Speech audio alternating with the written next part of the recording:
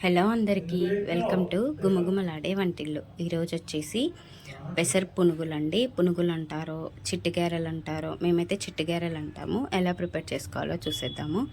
ఇక్కడ నేను 1 కప్పు వరకు పెసరపప్పు తీసుకున్నాను.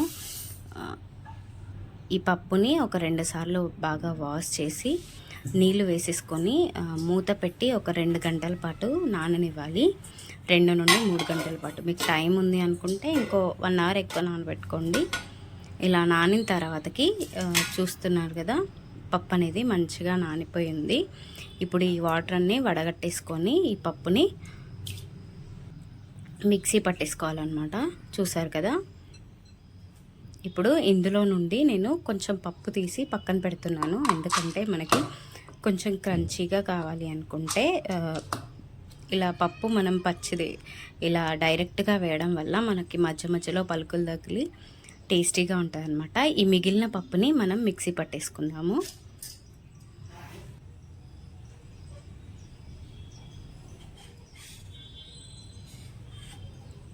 ఇప్పుడు దీన్ని మెత్తని పేస్ట్ లాగా మిక్సీ పట్టేసుకోండి. ఇలా మిక్సీ పట్టేసుకున్న ఈ పేస్ట్ని ఒక బౌల్లోకి ట్రాన్స్ఫర్ చేసేసుకొని ఇప్పుడు ఇందులోనే ఒక 1/2 టీ స్పూన్ వరకు అల్లం వెల్లుల్లి పేస్ట్ ఉంటే వెల్లుల్లి వేసేసుకోండి. ఇప్పుడు ఇందులోనే మనం తీసి పక్కకు పెట్టుకున్న పప్పుని, అలాగే ఒక మీడియం సైజ్ సన్నగా కట్ చేసి పెట్టుకున్న ఆనియన్ని, పచ్చిమిరపకాయలని, అలాగే సన్నగా తరిగిన కొత్తిమీర, సన్నగా తరిగిన కరివేపాకుని, అలాగే 1/2 టీ స్పూన్ వరకు జీలకర్ర పొడిని వేసుకోండి. టేస్ట్ అనేది బాగా వస్తుంది. అలాగే 1/2 టీ స్పూన్ వరకు ధనియాల పొడి, టేస్ట్కి సరిపడేంత సాల్ట్ ఇక్కడ నేను 1.5 స్పూన్ వరకు వేస్తున్నాను.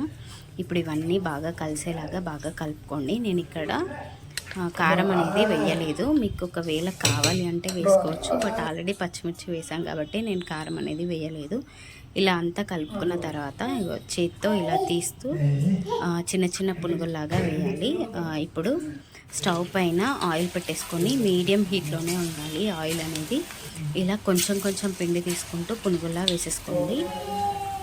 ఇలా అన్నీ వేసుకున్న తర్వాతకి మీడియం ఫ్లేమ్లోనే బాగా గోల్డెన్ బ్రౌన్ కలర్ వచ్చేంత వరకు బాగా ఫ్రై చేసుకోవాలి. మనకి ఇవి ఫ్రై అవ్వడానికి 5 నుండి 6 నిమిషాల వరకు టైం పడుతుంది. మీడియం ఫ్లేమ్లోనే ఉండాలి. హై ఫ్లేమ్లో పెడితే మాడిపోతాయి, లో ఫ్లేమ్లో పెడితే ఆయిల్ పీల్ చేసుకుంటుంది అనమాట. సో ఇలా బాగా ఫ్రై అయిన తర్వాత పక్కకు తీసేసుకోవడమే, అంతే అండి. చాలా సింపుల్గా చేసుకోవచ్చు. చూసారు కదా, పెద్ద టైం కూడా ఏముండదు. అంటే పప్పు నానింది అంటే చాలా క్విక్గా చేసుకోవచ్చు. ఇక్కడ నేను ఇంకొక వాయి కూడా వేసి చూపిస్తున్నాను.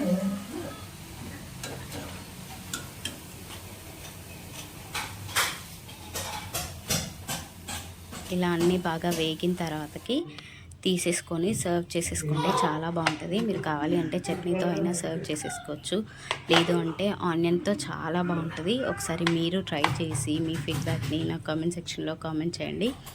ఇలాంటి సింపుల్ అండ్ టేస్టీ రెసిపీస్ కోసం గుమగుమలాడే వంటిల్లు ఛానల్ని సబ్స్క్రైబ్ చేసుకోండి. నేను ఇక్కడ ఒక పునుగుని ఇలా తీసి కూడా చూపిస్తున్నాను. అంటే బయట క్రిస్పీగా, లోపల సాఫ్ట్గా ఉంటుంది. మీరు ఇలా స్పూన్తో కానీ ఫోర్క్తో కానీ అని చూడండి, ఇలా రఫ్గా సౌండ్ వస్తుంది. ఇక్కడ నేను సౌండ్ చూపించట్లే కానీ చాలా క్రంచీగా ఉంటాయి. బయట, లోపల మాత్రం చాలా సాఫ్ట్గా వస్తాయి. చూసారు కదా ఎంత సాఫ్ట్గా ఫ్లఫీగా ఉన్నాయో. టేస్ట్ కూడా అంతే బాగుంటాయి. మన జనరల్ పునుగుల కంటే కూడా ఇవి టేస్ట్ చాలా చాలా బాగుంటాయి. అండ్ ఇవే పునుగులతో కర్రీ కూడా